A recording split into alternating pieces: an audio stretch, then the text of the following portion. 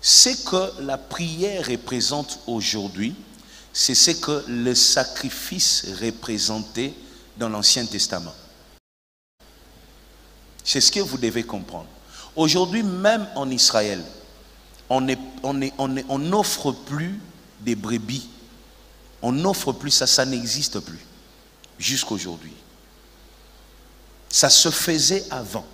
Plus les choses ont évolué, dans les temples aujourd'hui, dans les Sanhédrins qui existent aujourd'hui, les gens viennent prier. Les scribes, toutes ces personnes ont écrit de prières et ils le font. Ça a remplacé le sacrifice. Le sacrifice avait pour objectif quoi? De relier, de restaurer la relation entre le peuple et son Dieu.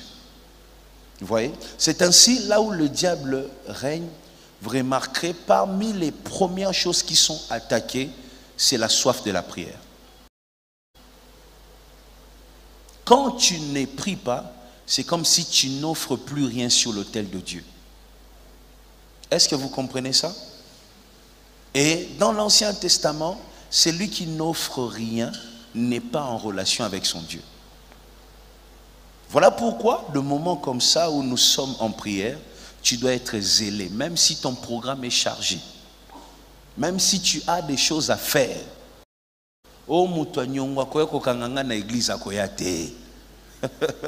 Viens prier. C'est le sacrifice que tu offres pour rester en contact avec Dieu. Le diable vient pour te rendre lourd dans la présence de Dieu. Tu pries un peu.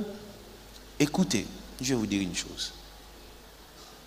La prière, le secret, ok? La prière ne doit jamais être un projet. Jamais. Il ne faut pas se dire, je vais prier demain. Je vais prier demain. La force de la prière ne vient pas quand tu fais de projets. C'est par expérience que je te le dis. La force de la prière vient quand tu commences.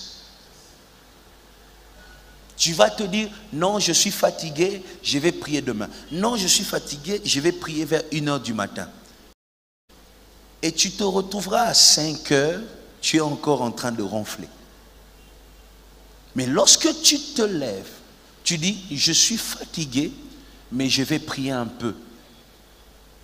Tu remarqueras que tu avais prévu de prier 30 minutes, mais tu es déjà à 45. Est-ce que tu me comprends? Il faut être zélé. Pourquoi? Parce que le diable, quand il vient pour te séparer de Dieu. Retiens ce que je dis. Et la prière représente ce que le sacrifice représentait lors de l'Ancien Testament.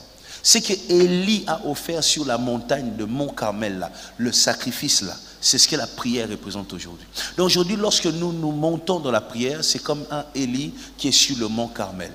Le feu qui descendait sur le sacrifice, c'est le feu qui descend sur ceux qui prient, sur ceux qui invoquent Dieu.